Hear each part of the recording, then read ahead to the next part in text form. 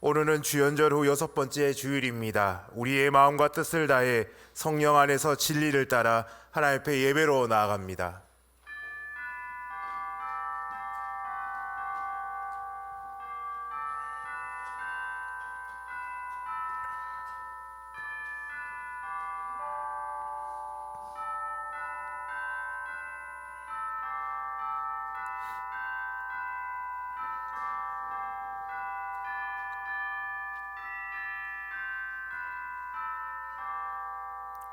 어떤 사람은 말을 의지하나 우리는 여호와 우리 하나님의 이름을 자랑하리로다.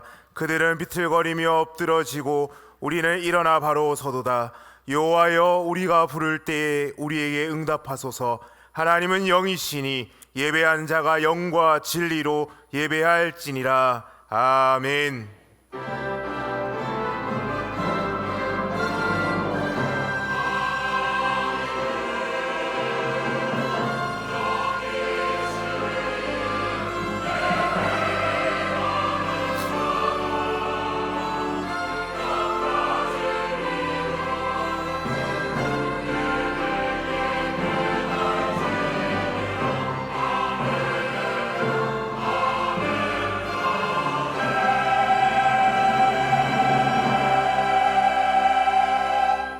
우리의 힘과 능력과 방패가 되시는 하나님 아버지, 온 마음과 뜻을 다하여 홀로 한 분이신 하나님께만 경배를 드립니다.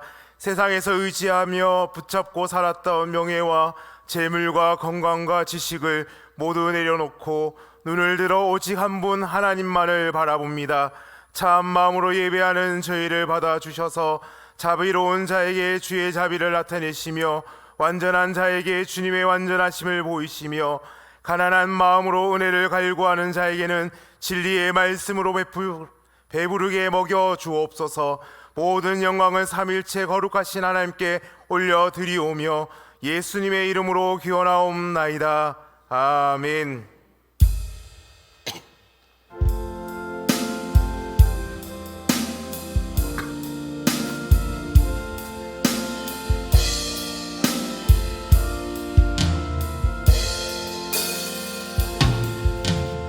나는 하나님을 예배하는 예배자입니다.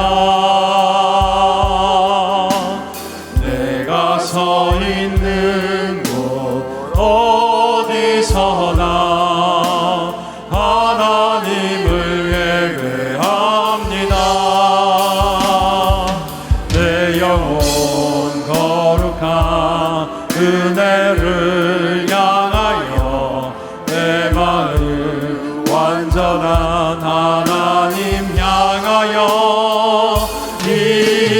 이곳에서 바로 이 시간 하나님을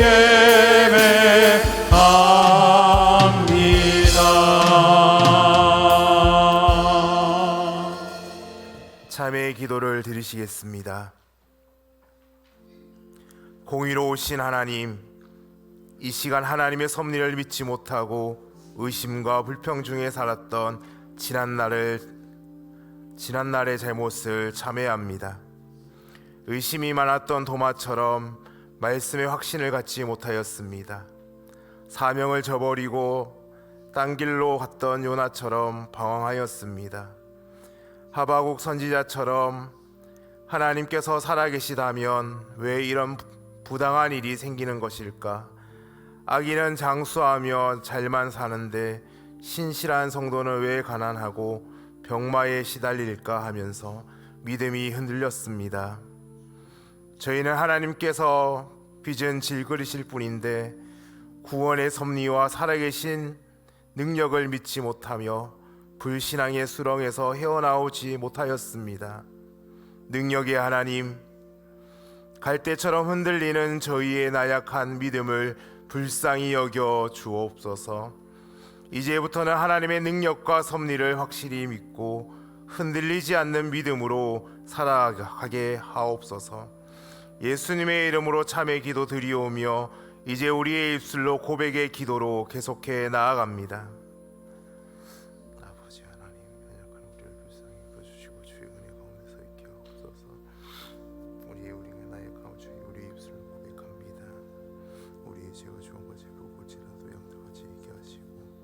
주의 능력 가운데서 있게 없소서. 주 예수 그리스도 하나님의 아들이시여 죄인된 우리를 불쌍히 여겨 주옵소서. 주께서는 용서하시는 하나님이시라. 은혜로우시며 긍휼히 여기시며 더디 노하시며 인자가 풍부하심으로 그들을 버리지 아니하셨나이다. 아멘. 나는 전능하신 아버지 하나님 천지의 창조주를 믿습니다. 나는 그의 유일하신 아들 우리 주 예수 그리스도를 믿습니다. 그는 성령으로 잉태되어 동정녀 마리아에서 나시고 본디오 빌라도에게 고난을 받아 십자가에 못 박혀 죽으시고 장사된 지 사흘 만에 죽은 자 가운데서 다시 살아나셨으며 하늘에 오르시어 전능하신 아버지 하나님 우편에 앉아 계시다가 거기로부터 살아있는 자와 죽은 자를 심판하러 오십니다.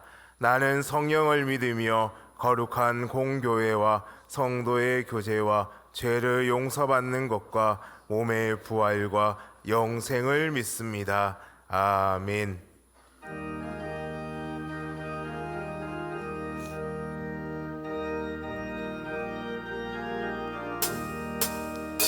즐겁게 한식할 날 반갑고 좋은 날 내 맘을 편대하니 즐겁고 기쁜 날 이 날에 천하 만민 다 보좌 앞에서 참되신 삼위일체 다 찬송 부르네. 이 날의 하늘에서 새 양식 내리네. 성회로 모이라고 종소리 울리네. 복음의 밝은 빛은 온 세상 비치며 또 영생 물이 흘러 지원케 하시네. 일주일 지킴으로 새 은혜 입어서 영원히 쉬는 곳에 다 올라갑시다. 성부께 찬미하고 성자와 또 성령 참되신 삼위일체 다 찬송 부르네.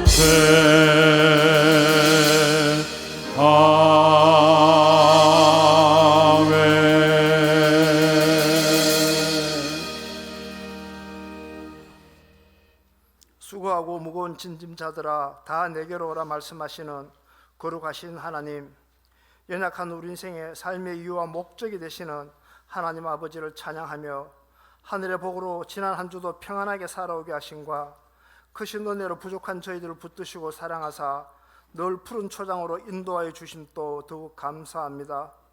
그러나 주의 말씀을 따르지 못한 저희들의 죄악과 허물을 회개하며 자복하오니 십자가 보혈로 용서하여 주옵시고 참 소망 되신 하나님 아버지를 경배하기에 부족함 없는 예배의 산재물로 받아 주옵소서. 목마른 사슴이 시냇물을 찾듯이 이 시간 예배를 통해 영원히 목마르지 아니하는 생명수 마시길 원합니다. 저희가 온 마음과 정성을 다해 하나님을 예배할 때 모든 걱정과 염려가 위로받고 안위 받기를 간절히 원하오니 참된 평안을 얻는 시간 되게 인도하여 주옵소서. 역사의 주인 되시는 존귀하신 하나님, 대통령 탄핵의 위기에 선 이 땅을 긍휼히 여기사 모든 위기가 극복되게 인도하여 주옵소서. 정치, 경제, 문화, 민생 등 모든 분야가 안정을 찾게 하옵시고 이 어려움 속에서도 주님의 얼굴 구할 때 주님께서 친히 역사하여 주옵소서. 국민의 선택으로 뽑힌 지도자들이 올바른 소명 의식으로 정치하게 하옵시며 하나님께서 이 땅과 이 나라의 주인이 되시며 아버지가 되어 주옵소서. 특별히 언론이 진리와 정의를 추구하여 편파적인 보도를 멈추게 하시며 공정하고 올바른 소식들만 전달하게 도와주옵소서. 아버지, 다음 주는 총회가 제정하여 지키는 청소년 주일입니다. 우리 청소년들이 다니엘처럼 뜻을 정하여 하나님만 섬기며 신앙의 정체성을 굳건히 확립하게 인도하여 주옵소서. 솔로몬에게 주신 지혜를 충만케 하셔서 주님께서 주신 인생을 하나님만 경외하며 살게 하시며 골리앗 앞에 섰던 다윗의 용기를 품어 세상의 유혹과 도전들을 하나님의 말씀과 예수 그리스도를 아는 지식으로 승리하게 하옵소서. 우리 모두 청소년들을 위하여 쉬지 않고 기도하게 하시며 이제 중고등부 연합회의 남은 순서와 청년부의 겨울 수련회 위에도 계획하신 하늘의 신령한 은혜들로 채워주시기를 간절히 빌고 원합니다. 말씀이 육신이 되어 우리 가운데 거하신 하나님, 세상의 유혹과 시련 앞에 쉽게 넘어지고 좌절하는 우리의 심령이 오늘도 세워주신 사자의 말씀을 통해 회복되며 그 말씀의 능력으로 세상을 이길 셈을 공급받는 시간 되게 인도하여 주옵소서. 이제 말씀을 받을 저희들의 삶이 생명의 복음으로 가르치고 전파하고 치유하는 교회로 세워지기에 부족함 없도록 큰 은혜 내려 주옵소서. 또한 모든 교역자들이 한마음 한뜻으로 주의 몸된 교회를 생기게 하옵시며 성령과 기도로 주님의 임재하심을 늘 누리는 우리 교회되게 복 내려 주옵소서. 항상 찬미의 제사를 하나님께 올려드리는 쉬운 찬양대의 찬양이 우리 모두 마음을 열어 하나님께 더 가까이 나아가는 도구가 되게 하옵시고 사명과 봉사를 통한 그 찬양이 하나님의 임재하심을 경험하며 그 임재 속에서 위로와 회복과 평안의 찬양되게 크시는 총 내려 주옵소서. 자비로우신 하나님, 세월의 흐름 속에 육신이 약해져 여러 모양으로 질병을 앓고 살아가는 대붕의 권속들을 기억하시며 그들에게 큰 힘을 더하여 주옵소서. 이 시간 친히 찾아가셔서 치료의 광선을 발하여 주시고 우리 그 사람은 후패하나 속 사람은 날로 새로워지는 은혜를 더하셔서 이 시간 이 자리에서 함께 하나님을 예배토록 고침과 회복의 은혜를 더해 주옵소서. 예배를 섬기는 수밀 손길 위에도 하늘의 큰 상급으로 채워주시기를 바라오며 지금 드려지는 예배의 모든 영광을 받으실 분은 오직 여호와 하나님 한 분만임을 고백하오며 거스른 자를 의인의 슬기에 돌아오게 하시는 예수님의 이름으로 간절히 기도하옵나이다. 아멘.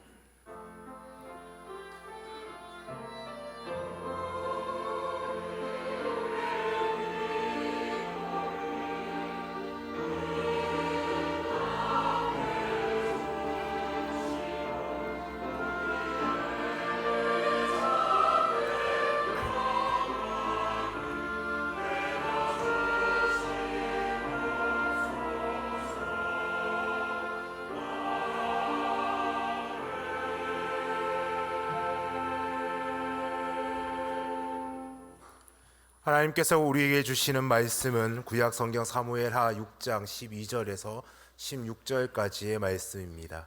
구약 성경 사무엘하 6장 12절에서 16절까지의 말씀입니다.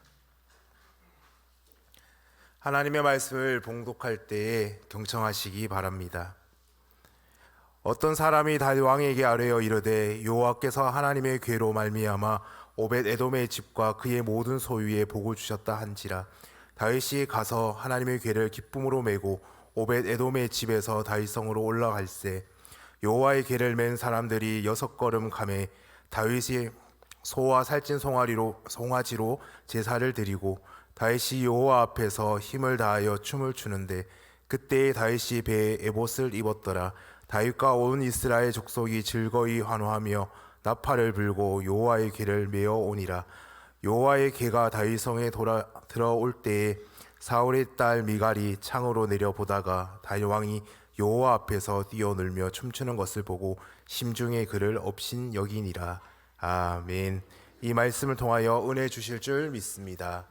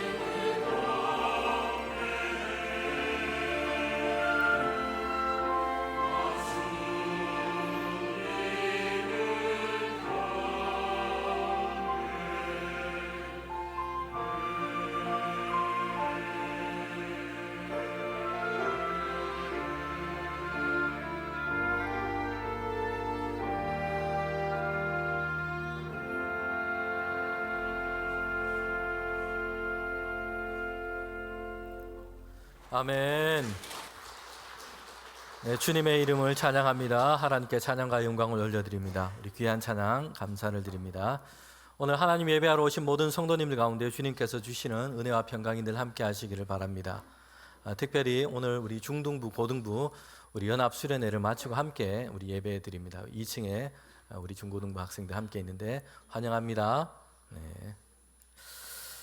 네, 오늘 우리가 함께 하나님 말씀 들을 것은 불편한 예배를 드리라라는 제목으로 하나님 말씀을 듣도록 하겠습니다.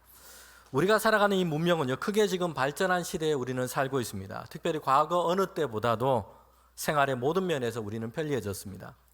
많은 기계들이 발명되었고 계속해서 거듭해서 발전하고 있습니다. 요즘은 그래서 인공지능을 가진 자동차, 전자제품, 기계들이 속속들이 등장하고 있습니다. 사람의 지능과 사고 그리고 판단 능력까지 대체해 주려고 합니다. 이렇게 해서 사람들의 생활들이 앞으로 더욱더 편리해질 것이라 이런 기대를 다 가지고 있습니다. 과거에 비해서 같은 일이지만 그래서 사람들은 이 일을 할 때 노동과 수고를 획기적으로 줄였고요. 거기에 쓰는 시간들도 많이 줄어들게 됐습니다. 세계적인 어떤 인류 문화학자가 인간의 이 문명을 바꾼 최고의 발명품에 대해서 이야기를 했습니다. 그 중에서도 중요한 의미를 두고 가치를 두고 있는 한 가지 발명품에 대해서 얘기를 했습니다. 여러분 그것이 뭐라고 생각이 되십니까? 그 발명품은요, 세탁기였습니다. 처음에 저는 이걸 보면서 아니 우리 집에 있는 그 세탁기가 최고의 발명품이라고 이런 생각이 들었습니다. 상당히 의외라는 생각이 들었어요. 그런데 이 사람의 주장을 읽고 나니까 상당히 일리가 있었습니다. 화면에 보이는 것은요, 처음 이 발명된 세탁기의 모습이었습니다. 처음에 이 발명된 이 세탁기는요, 점차 모든 집마다 있는 아주 필수 가전 제품이 되었습니다.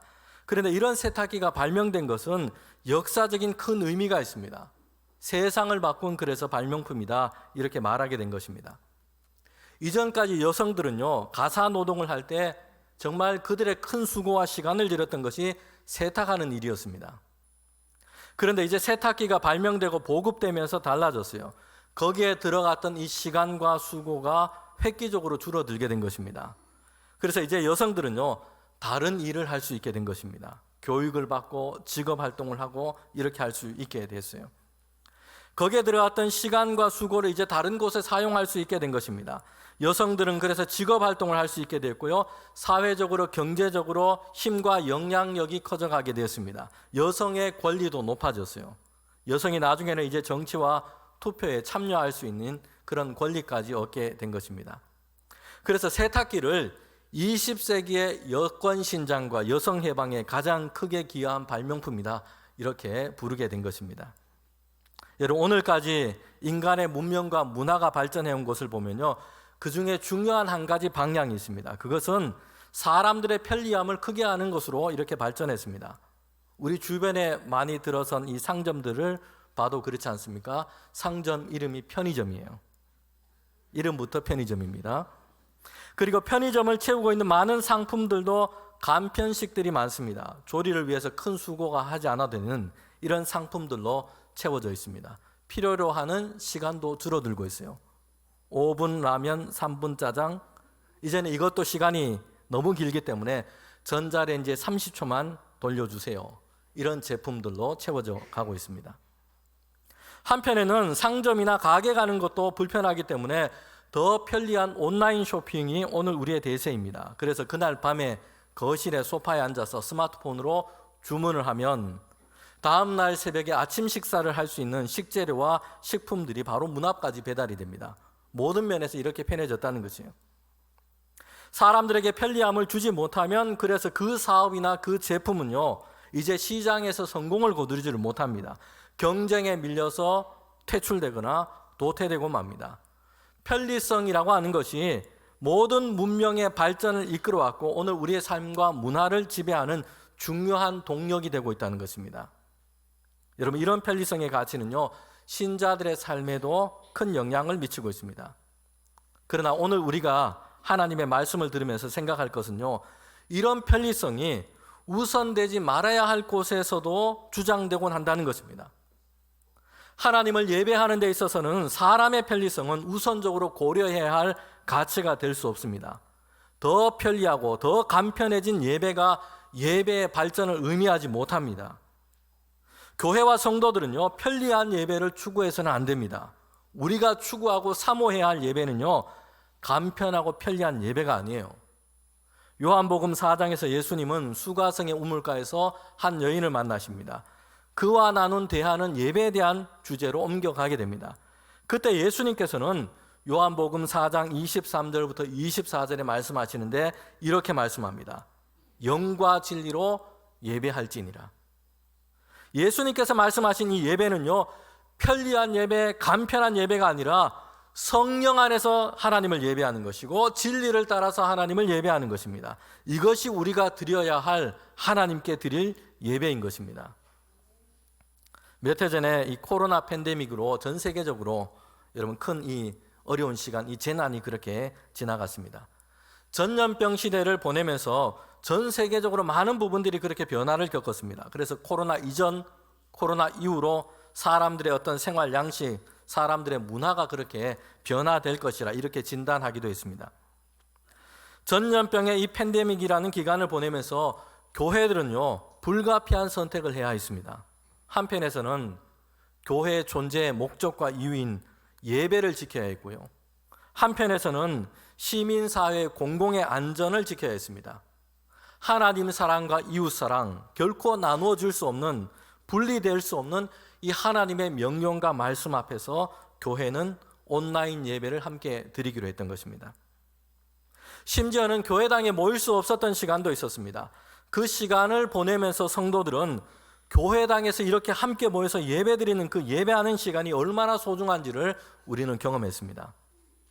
그런데 집에서 온라인 예배를 드리면서 그 편리함과 또한 그 편안함에 점점 익숙해지는 우리의 모습도 있었습니다. 처음에는요, 이 정장을 입고 넥타이를 메고 거실에 의자를 딱 배치를 해서 온 가족이 함께 앉아서 이제 큰 모니터로 온라인으로 예배를 드렸어요. 한두 주간 지나게 되면서 이제 상의는 양복인데 하의는 잠옷바지가 되기도 했고요. 거실에 있는 의자가 없어지고 소파에 앉아서 예배를 드리고 했습니다. 점점 비스듬하게 앉아서 예배를 드리는 것이 아니라 예배를 시청하게 되기 시작했다는 것이요. 처음에 가졌던 마음, 교회당에 가서 함께 예배 드려야 하는데 이런 간절함과 이런 사모함은 점점 약해져 갔고요. 집에 앉아서 예배를 시청하는 이 편안함이 커져가기도 했다는 것입니다. 여러분, 이것은 하나의 이해입니다. 이처럼 편안함이라는 가치가 성도들의 예배 생활을, 우리의 신앙 생활을 점점 잠식해 갈 수 있음을 우리에게 보여주고 있습니다. 우리 교회와 성도가 함께 하나님께 드리는 이 예배 가운데 우리가 추구해야 할 가치는요, 편안함에 있지 않습니다. 편리성이라는 것은 예배를 위해서 우리가 우선적으로 고려해야 할 가치가 아닙니다. 편리함이라는 관점으로 예배를 평가하고 예배를 바꾸려고 해서는 안 됩니다. 우리가 드리는 예배는 편안한 예배가 되어야 하지 않습니다. 거룩한 예배가 되어야 합니다. 편안하게 예배를 드리기 위해서 애쓸 것이 아닙니다. 더 거룩한 예배를 하나님께 드리기 위해서 우리는 온 마음을 써야 합니다. 우리는 성령 안에서 하나님께 예배 드리기를 사모해야 합니다. 진리된 하나님의 말씀 앞에 서서 우리는 예배 드리기를 힘써야 합니다. 영이신 하나님께서 우리 가운데 운행하시고 역사하시는 그런 예배를 드리기 위해서 우리의 마음과 우리의 생각을, 우리의 삶을 하나님께 올려드리는 이런 예배가 되어야 할 줄 믿습니다. 예배에 대한 설교를 준비하면서 제게 거듭 드는 생각은요, 예배라고 하는 것이 우리를 향한 하나님의 정말 놀랍고 은혜로운 초대이구나 라는 생각이었습니다. 얼마 전에 미국에서는 이제 새로운 대통령이 들어섰고 취임식을 그렇게 했습니다. 그때 우리나라에서는 정치와 경제에 그래도 이름 있는 사람들이 미국의 대통령 취임식 이 초청장을 받았다고 언론에 그렇게 알리기도 했습니다. 한편에서는 자기 없던 입지와 존재감을 좀 드러내려고 하는 이런 의도도 있었던 것 같아요. 그런데 보니까 전 세계적으로 정말 생각보다 많은 사람의 수가 이 초대장을 받았더라고요. 그들 중에 대부분은요, 그런데 취임식이 행해지는 그 행사장, 본 행사장에는 들어가지를 못했고요. 아주 소수의 사람들만 거기에 들어갈 수 있었어요. 취임식 후에도 만찬장에도 마찬가지였습니다. 초대된 거의 대부분의 사람들은요, 경기장과 같은 아주 큰 공간에서 실황으로 중계되는 이 취임식을 화면으로 그냥 볼 수 있을 뿐이었습니다. 사실 그런데 그 초청장도요, 누구나 다 받을 수 있는 것은 분명 아니었어요. 저희 집에는 초청장이 안 왔더라고요. 여러분 댁에는 초청장이 왔습니까? 안 왔죠. 그래도 세계에서 각 분야에서 나름의 인지도가 있는 사람들에게 그 초청장을 보낸 것입니다. 그들이 그 초청장을 받은 것이요. 그럼에도 대부분의 사람들은요, 취임식과 만찬장에 들어가지를 못합니다. 자, 오늘 우리의 예배를 한번 봅시다. 한 나라의 대통령도 아니고 비교할 수 없이 위대하시고 존귀하신 창조주 하나님께서 우리 모두를 초대하신 것입니다. 초청장을 보내신 것이요. 로마서 5장 8절과 히브리서 10장 19절과 20절의 말씀에 보면 주목할 만하고 대단하고 인지도가 있고 이런 존재가 아니에요. 죄인된 우리를 위하여 하나님께서 그의 아들 독생자 예수 그리스도를 고난과 죽음의 십자가에 내어주시고 그 보혈로 쓰신 초대장을 우리에게 보내신 것이에요. 여러분, 거기에 더해서 들어가지도 못하고 멀찍이서 그냥 있다가 가는 것이 아닙니다.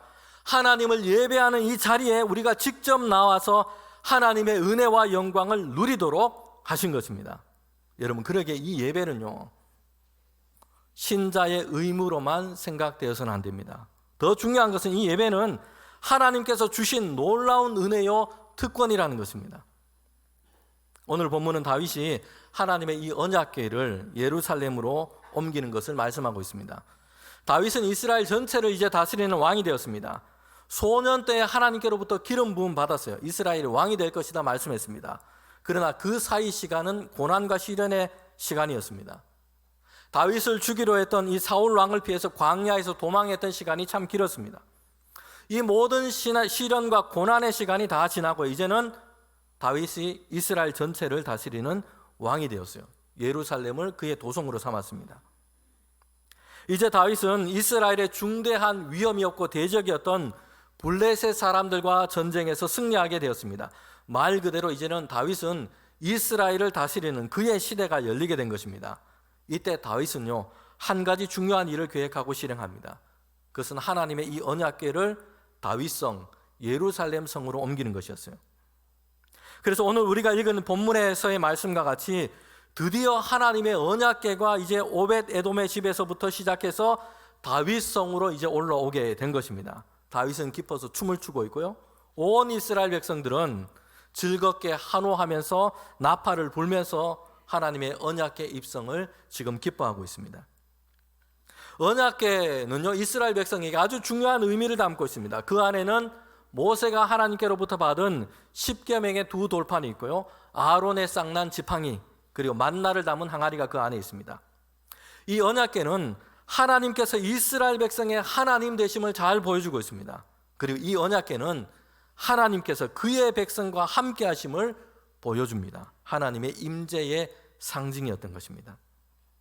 성도 여러분, 그런데 다윗이 하나님의 언약궤를 이제 옮기려고 했던 것은요, 한 번으로 이루어지지 않았습니다. 먼저 앞서 시도했지만 그것은 실패하고 말았습니다. 사무엘하 6장 1절부터 11절에 보면 그 내용을 담고 있습니다. 어떤 일이 있었냐면요, 다윗은 이제 언약궤를 옮기기 위해서 그 많은 사람, 3만 명이나 되는 사람들을 다 선발했습니다.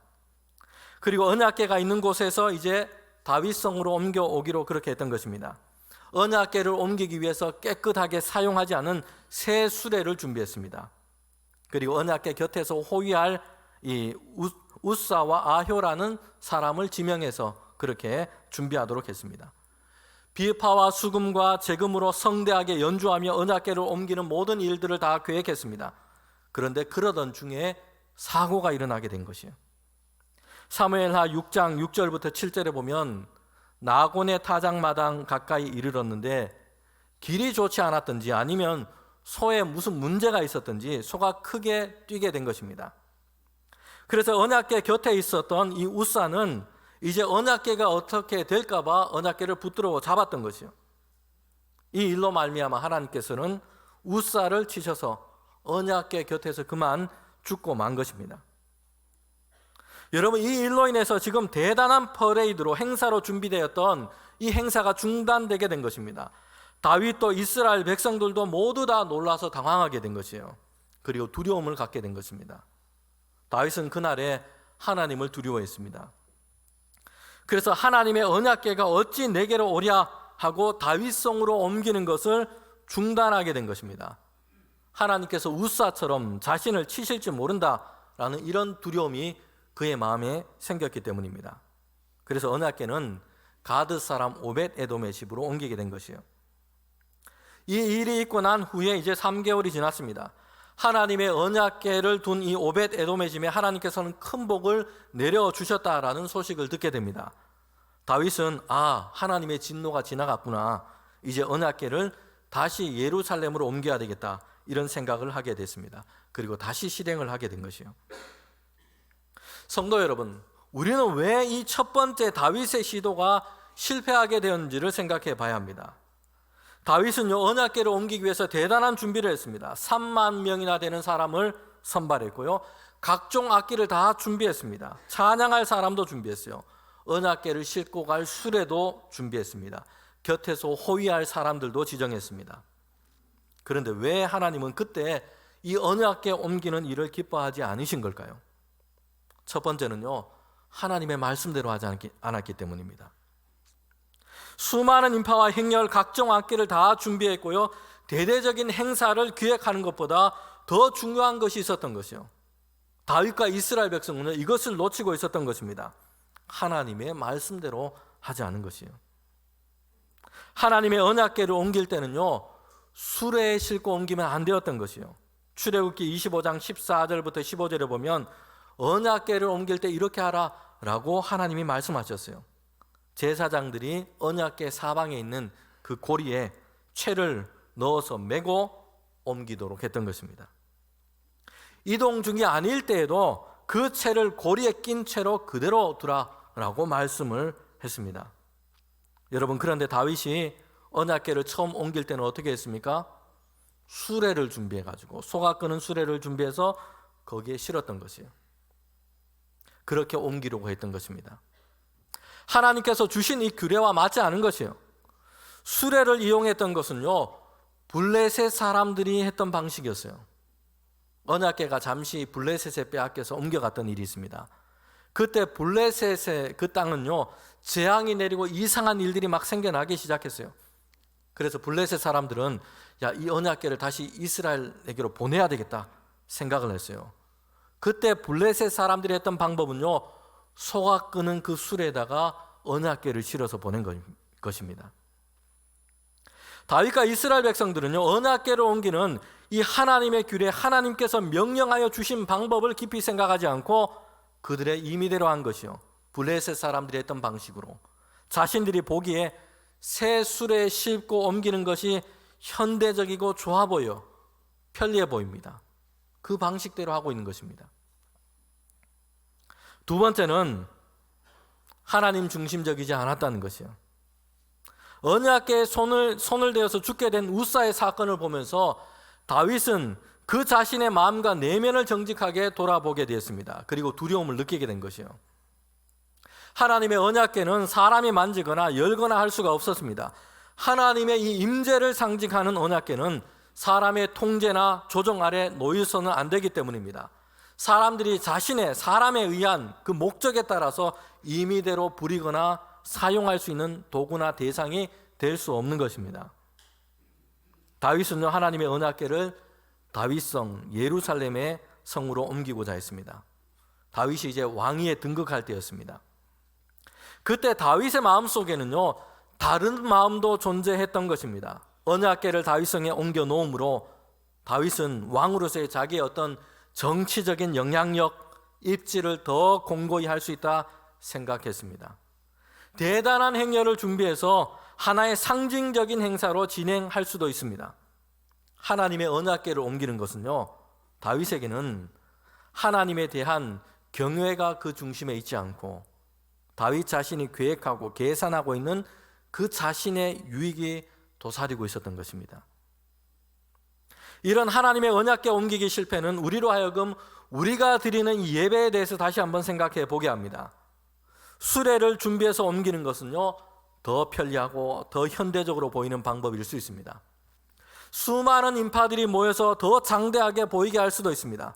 그러나 그것은 실패의 길이었습니다. 하나님의 말씀대로 하는 기준이 아니었습니다. 편리함, 현대적임, 시대에 부합함, 사람들의 기대와 시선에 더 좋아 보임, 이런 것으로 우리가 드리는 예배의 가치가 결정되지 않습니다. 우리는 하나님 중심의 예배를 드려야 합니다. 하나님을 경외하고 사랑함으로 예배해야 합니다. 하나님의 영광과 은혜를 보며 감사함으로 하나님께 예배 드려야 합니다. 하나님 중심이 이제 이 예배가 하나님에게서 그 중심이 사람에게로 옮겨진다면 그 예배는 하나님이 기뻐하시는 예배가 되지 못하게 될 것입니다. 다윗은요, 다시 하나님의 언약궤를 이제 예루살렘으로 옮기게 됩니다. 여러분, 그때 다윗은 어떻게 하고 있습니까? 다윗은 하나님께서 주신 말씀과 규례대로 제사장이 언약궤를 메어서 지금 옮기고 있고요. 그때 다윗은 배로 된 에봇을 입고 있습니다. 그리고 그 언약궤를 맨 사람들은 6걸음 갈 때에 소와 살찐 송아지로 제사를 드리며 옮기고 있습니다. 여러분, 이렇게 하는 것은요, 상당히 느려지는 일이고요. 이게 얼마나 불편한 일입니까? 수레에 싣고 그냥 곧장 성으로 들어가면 정말 편리하고 간단합니다. 그런데 6걸음 걷고 제사를 해요. 느리고 불편한 일이죠.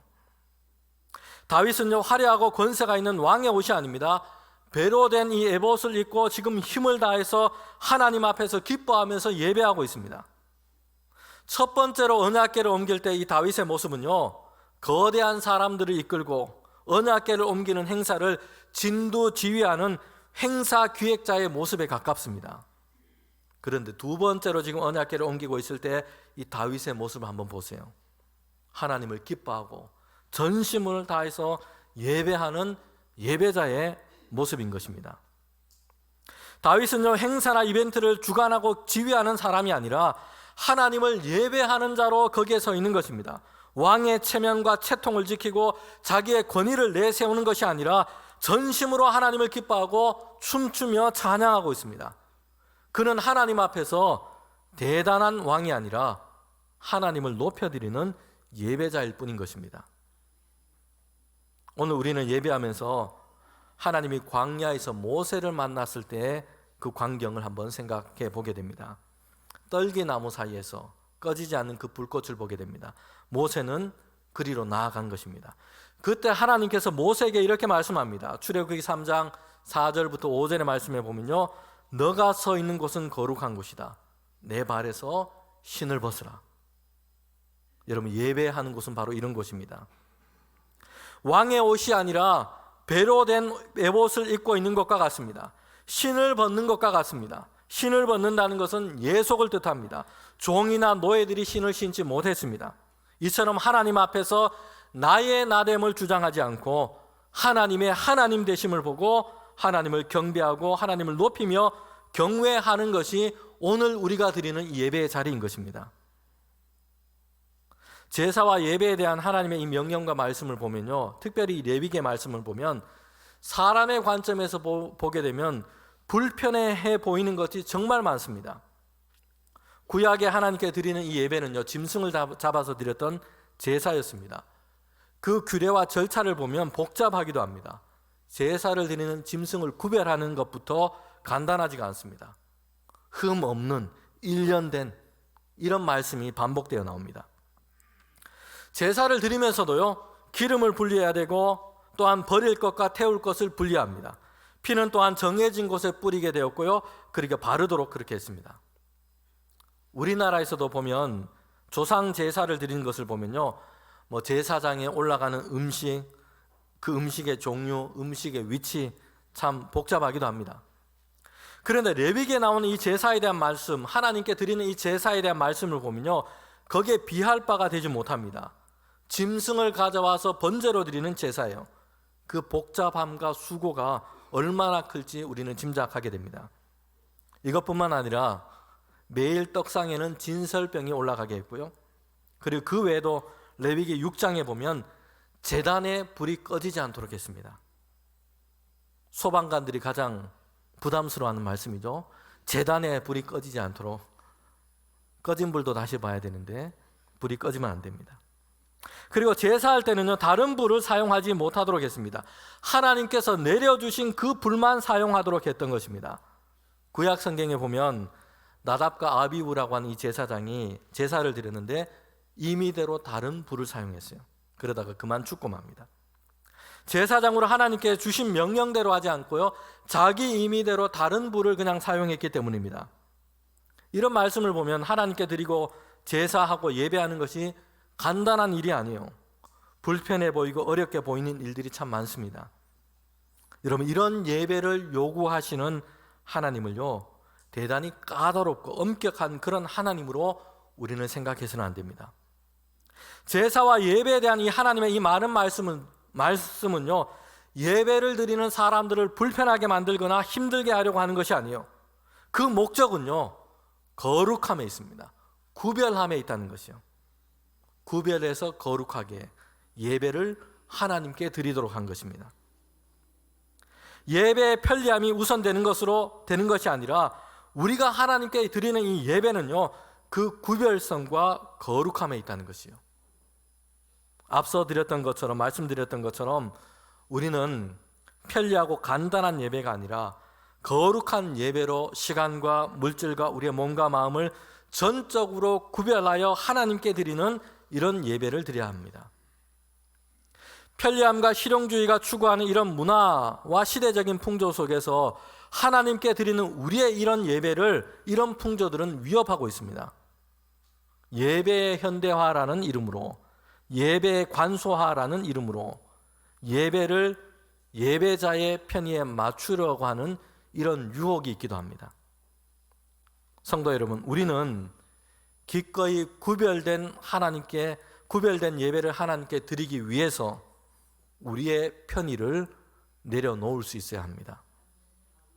불편한 예배는 우리의 편의를 위한 시도나 요구를 내려놓는 것입니다. 온전한 예배의 기준은 편리함에 있지 않습니다. 거룩함이기 때문입니다. 내 발에 신을 벗을 수 있어야 합니다. 이런 예배 가운데 예배자는 성령 안에서 하나님을 만나고 하나님의 영광과 은혜를 누리는 그런 예배를 드리게 될 것입니다. 오늘 우리가 드리는 예배는요, 이스라엘 백성처럼 레위기에 나오는 것처럼 짐승을 들여서 그렇게 드리는 예배가 아닙니다. 예수님을 통해서 우리에게 주신 이 예배는요, 매번 소나 양을 잡아서 피를 뿌리고 불살라서 제사로 드리는 이런 예배가 아닌 겁니다. 만약 오늘에도 우리가 이렇게 예배를 드려야 한다면 아마 주일에 예배를 드리면서 여러분 댁에서 다들 오실 때 양 한 마리, 소 한 마리를 그렇게 끌고 와야 했을 것입니다. 우리 주일에 늦잠 자는 우리 자녀들을 데리고 오는 것도 힘든데 제물로 드릴 양과 이 짐승을 끌고 오는 것, 이 얼마나 힘들겠습니까? 만약에 이렇게 예배를 드린다면 교회 주변에는요, 피 비린내가 나고 짐승 태우는 냄새로 가득할 겁니다. 교회는 혐오 시설이 되어서 도시 안에 있지 못할 수도 있습니다. 그런데 예수님께서는요, 그 자신을 십자가에 내어주셨습니다. 속죄의 어린 양처럼 주님께서 자신을 내어주시되 단번에 하나님께 드리는 그 제물, 우리를 위하여 드리는 그 제물이 되신 것입니다. 그래서 이제는 짐승의 피가 아니라 예수 그리스도의 보혈로 그 피로 죄 씻음을 받고 하나님의 은혜의 보좌 앞으로 우리가 나아갈 수 있도록 하신 것입니다. 할렐루야. 성도 여러분, 그런데 하나님께서 그리스도 예수를 통하여 이렇게 이루신 이 예배는요, 오늘 우리가 더 편하게 예배드릴 수 있도록 하기 위해서 그렇게 하신 것이 아니에요. 여러분, 우리는 이렇게 오해해서는 안 됩니다. 짐승을 가져올 필요도 없고 짐승을 잡아서 피를 뿌려서 태워드리는 이런 예배, 힘들고 어려운 제사를 더 이상 드릴 필요가 없는 편안하게 예배를 드릴 수 있게 되었다, 이런 의미가 아니에요. 하나님께서 예수 그리스도를 통해서 이루신 이 예배는요, 편안하고 편리하게 드릴 수 있는 예배가 아니라 죄인들을 위한 더 온전하고 완전한 예배를 우리를 위하여 이루신 것입니다. 예수님께서 십자가에서 우리를 위해서 자신을 내어주신 단번에 하나님께 드린 거룩한 제사의 제물이 되신 것입니다. 더 이상 짐승을 잡을 필요가 없고 다른 제물의 피가 필요하지 않습니다. 죄 없으신 그리스도께서 제물이 되어서 하나님 앞에서 온전한 의를 이루셨기 때문입니다. 성소의 휘장이 갈라졌습니다. 제사장뿐만 아니라 모든 사람이 누구라도 예수님의 이 십자가의 보혈을 의지하여 그 은혜를 힘입어서 하나님의 은혜의 보좌 앞으로 나아가게 하신 것입니다. 짐승을 안 잡아도 되는 편안한 예배가 아니라 더 이상 짐승의 피가 필요 없는 완전한 예배를 우리에게 이루어 주신 것입니다. 여러분, 예배 형식과 순서는요, 시대에 따라서 바뀔 수도 있어요. 장소와 공간도 여러분 바뀌기도 합니다. 어떤 면에서는요, 변화가 반드시 필요할 때도 있습니다. 오늘 우리는 레위기의 제사 형식대로 예배 드리지 않습니다. 예배의 변화는요, 그러나 본질에 합당하게 그 온전함이 회복되는 변화이어야 합니다. 16세기 마틴 루터로부터 일어난 종교개혁이 있었는데요, 그때도 예배개혁과 변화가 있었습니다. 그러나 그 변화는요, 사람들의 편의에 맞추는, 편리함에 맞춰서 드리는 이 예배 변화가 아니었습니다. 하나님의 말씀에 벗어나 있는 예배의 모습을 제거하고 더 온전하고 더 거룩하게 구별된 예배로 하나님께 드리는 변화였던 것입니다. 구별하여 드리는 예배가 되었던 것입니다. 편리함으로 하지 않고 하나님의 말씀으로 맞추는 그런 변화였던 것입니다. 종교개혁을 따르는 개신교회, 개혁교회는요, 계속해서 개혁되는 교회입니다. 그러나 그 변화와 개혁은요, 본질로 돌아가는 개혁이에요. 본질로 되돌아가는 변화이고 온전함을 회복하는 변화인 것입니다. 하나님께서는 모세를 보내셔서 애굽의 바로 앞에 이스라엘 백성을 내보내도록 하나님의 말씀을 전합니다. 지난주 설교 때 말씀드린 것처럼 모세는 바로에게 이렇게 요구합니다. 이스라엘 백성을 광야로 나가서 하나님을 제사하고 절기를 지키게 하라라는 것입니다. 여러분, 왜 광야입니까? 물론 이스라엘 백성은요, 광야를 지나서 하나님이 약속하신 가나안 땅을 향해 가게 될 것입니다. 그런데 저는 이 말씀을 통해서 다른 측면을 우리가 생각해 볼 필요가 있다는 것입니다. 광야라고 하는 것은요, 불편한 곳입니다. 발달한 문명이 가득한 애굽에 비교한다면 인간의 편리함과 편의와는 전혀 맞지 않은 불편한 곳이 광야입니다. 그런데 그곳에서 하나님을 예배하도록 하신 것입니다. 성도 여러분, 광야라고 하는 이 단어는요, 히브리 말로 미드바르라는 단어입니다. 그리고 하나님의 말씀에서 이 말씀이라는 단어는 다바르라는 단어입니다. 두 단어가 같은 어원을 가지고 있어요. 이와 같이 성경의 많은 말씀을 보면요, 광야에서 사람들은 하나님의 말씀을 들었습니다. 물론 하나님은 광야에만 계시고 광야에서만 말씀하시는 광야의 신으로 생각해서는 안 됩니다. 그런데 왜 광야입니까? 광야에서는요, 고독하고 한적할 수밖에 없습니다. 광야에서는 하나님과 관계없이 사람들의 욕망과 탐욕에 이끌리는 세상과 사람들의 많은 소리들이 중단되는 공간입니다. 고요한 그곳에서 하나님을 만나고 하나님의 말씀을 더 분명하게 들을 수 있습니다. 광야라고 하는 곳은요, 불편할 것입니다. 심심할 것이요, 적막합니다. 그러나 그래서 하나님의 말씀에 귀를 기울일 수 있습니다. 사람에게는 이런 광야, 빈들이 있다는 것은 큰 축복입니다. 여러분에게 이런 광야, 이런 빈들이 있습니까? 바쁘게만 산다고 능사가 아닙니다. 많은 사람들을 만나고 수많은 관계망을 가지고 있다고 해서 내가 잘 살고 있다고 생각해서는 안 됩니다. 하나님과의 관계가 연결되어 있어야 합니다. 하나님의 말씀이 들려와야 합니다. 여러분, 그러려면 우리에게 빈들이 필요합니다. 광야가 필요합니다. 오늘 하나님을 예배하는 이 시간에 우리의 신을 벗고 하나님 앞에 서게 하신 것입니다. 그리고 이 예배로 거룩하게 구별된 이 시간과 이 장소에서 하나님의 임재를 만나고 하나님의 말씀을 우리의 양심과 우리의 마음이 대면해야 합니다. 이 시간이 우리의 영혼을 살찌우고 우리를 살게 합니다. 여러분, 세상에서는 끊임없이 추구하는 이 편리함, 세상에서 사람들이 끊임없이 추구하는 이 편리함에 비교한다면 예배는 한없이 불편한 곳이 될 것입니다. 그러나 사람의 편리에 맞춘 예배가 아니라 거룩하게 구별된 불편한 예배를 하나님께 드립시다.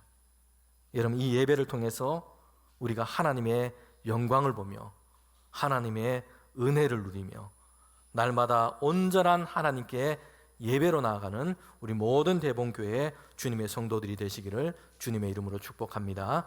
함께 기도드리겠습니다. 하나님 참 감사합니다. 우리를 예배자로 부르시고 하나님을 예배하게 하셨습니다. 십자가의 보혈로 하나님 우리를 온전한 예배로 우리를 초대해 주시니 감사합니다. 우리가 하나님께 예배 드릴 때마다 우리의 편의에 맞춰서 변화되는 예배가 아니라 하나님께 드리는 거룩한 구별이 있는 예배가 되게 하여 주시옵소서. 우리의 편의를 내려놓고 때로는 불편한 예배지만 하나님 무엇보다도 하나님께 구별된 시간, 하나님께 구별된 장소, 하나님께 구별된 마음으로 주님께 나오게 하여 주시옵소서. 이 예배를 통해서 하나님의 영광을 보게 하시고 우리의 빈들이 되어서 우리의 신을 벗고 하나님을 만나는 예배 처소, 예배의 장소가 되게 하여 주시옵소서. 하나님 우리의 예배를 통하여 영광 받아 주시며 우리 모든 성도들이 예배 시간마다 하나님의 은혜를 누리는 시간이 되게 하여 주시옵소서. 예수님의 이름으로 기도합니다. 아멘.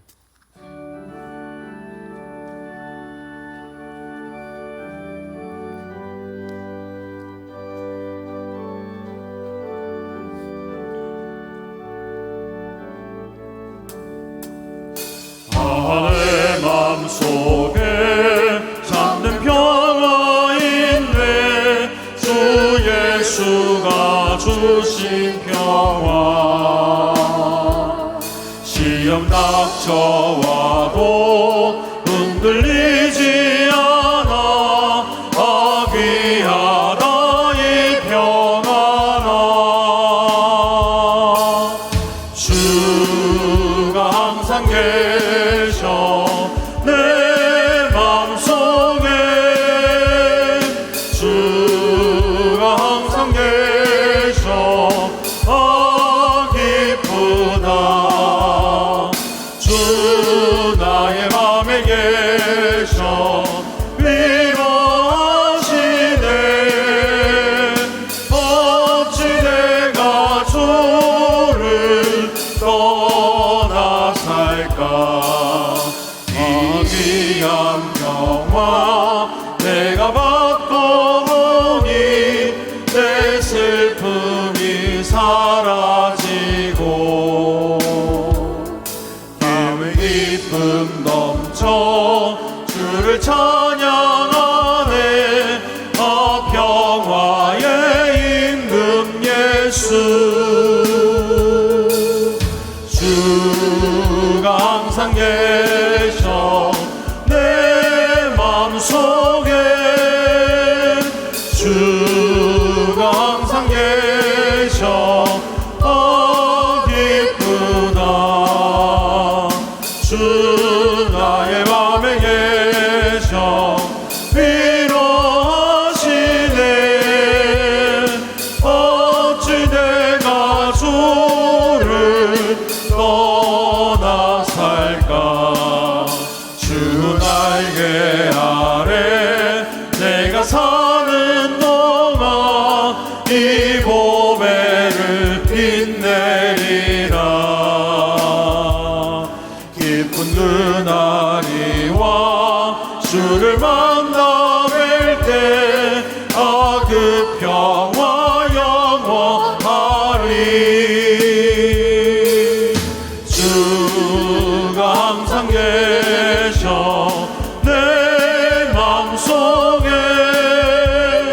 주가 항상 계셔 기쁘다. 주 나의 맘에 계셔 위로하시네. 어찌 내가 주를 떠나 살까.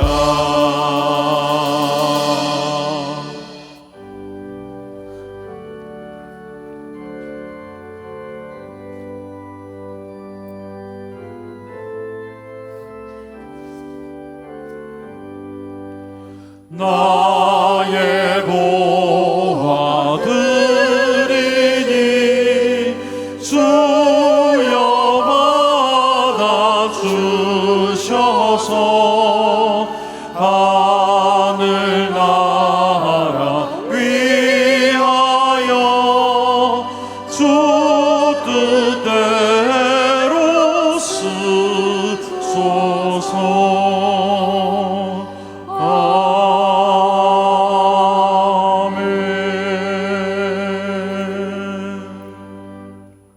하나님, 이 시간 주님을 예배하며 귀한 예물을 하나님께 올려드립니다. 우리에게 주신 것, 하나님께서 주신 그 은혜를 따라서, 믿음을 따라서 구별하여 드리는 예물을 주님 연락하여 주시옵소서.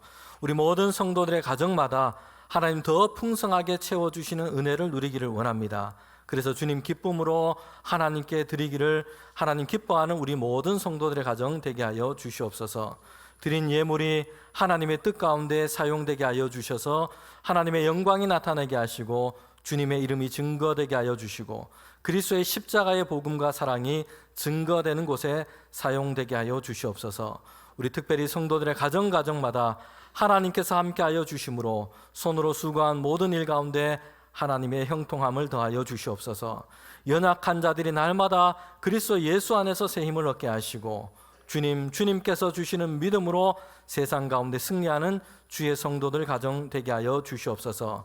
오늘 특별히 중고등부 우리 연합으로 수련회 후에 함께 예배드립니다. 우리 청소년들이 하나님께서 붙들어 주시는 그 은혜로 자라나게 하시고 하나님이 주시는 그 은혜 가운데 성장하게 하시고 주님이 주시는 꿈을 갖게 하시고 건강하여 믿음 안에서 하나님께서 축복된 그런 우리 자녀들로 성장해 갈 수 있도록 인도하여 주시옵소서. 섬기는 우리 모든 교사들 가운데도 하나님께서 늘 함께하여 주셔서 그들의 눈물과 헌신과 기도를 통하여 우리 다음 세대들이 주님이 기뻐하시는 세대들로 세워져 갈 수 있도록 인도하여 주시옵소서. 예수님의 이름으로 기도합니다. 아멘.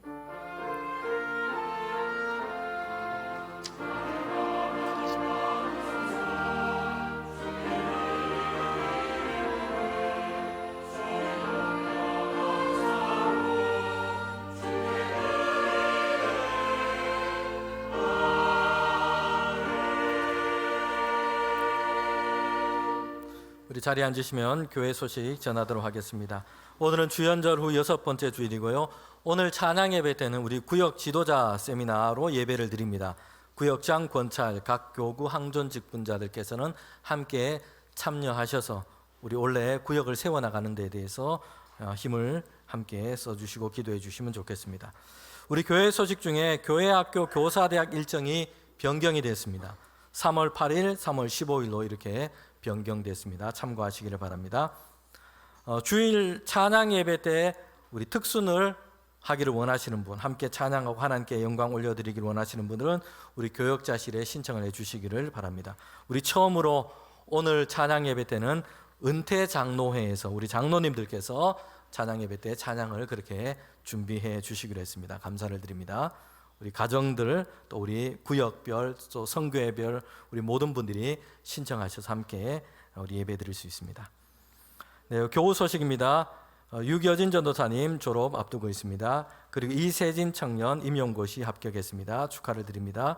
입원한 교우 계십니다. 항휘순 집사님 우리 병원에 입원 중에 계십니다. 빨리 쾌유하실 수 있도록 기도해 주시기를 바랍니다. 우리 다 일어나셔서 함께 파송의 찬양 부르도록 하겠습니다.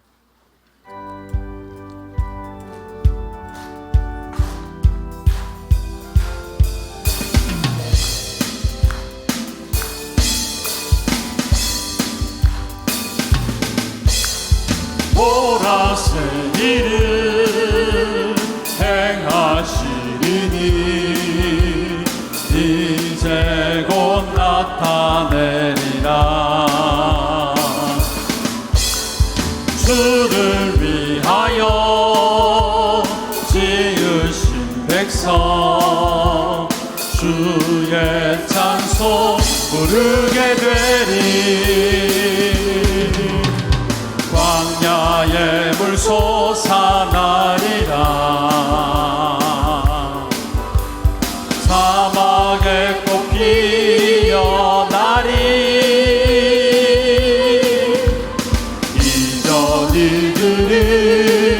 너희는 기억지 말며 옛적 일들을 생각지도 말라. 보라 새 일을 행하시리니 이제 곧 나타내리라. 주를 위하여 지으신 백성 주의 찬송 부르게 되리.